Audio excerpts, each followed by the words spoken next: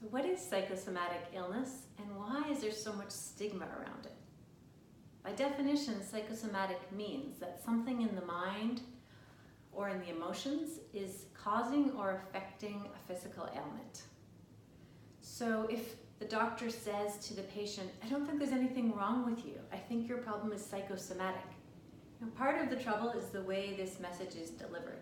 People want there to be something physically wrong with them when they have an ailment. I mean, it sounds crazy that you'd want something to be physically wrong, but people feel validated when they have a problem to know, oh, it's caused by something real, something physical.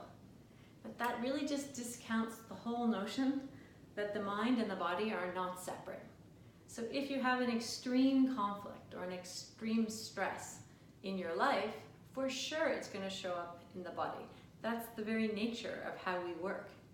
The problem is that the medical system is so focused on things that can be objectively measured. In fact, I was talking to someone yesterday and she said, okay, but if it is psychosomatic, I mean, how could you really prove that? What tests could you really do? So that's a whole other story of how we can define and try and sort out what parts are physical, what parts are emotional, and what it is we're supposed to do about them. But just at a macro level, I'm interested in the topic of opening our minds to the fact that we are complex beings, and it's a little bit like a chicken and an egg.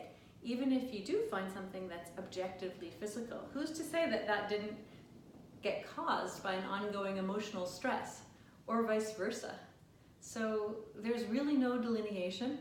There ought not to be any shame, and we really need to rethink, how we even look at psychosomatic, because it's pervasive among so many people and among so many disorders.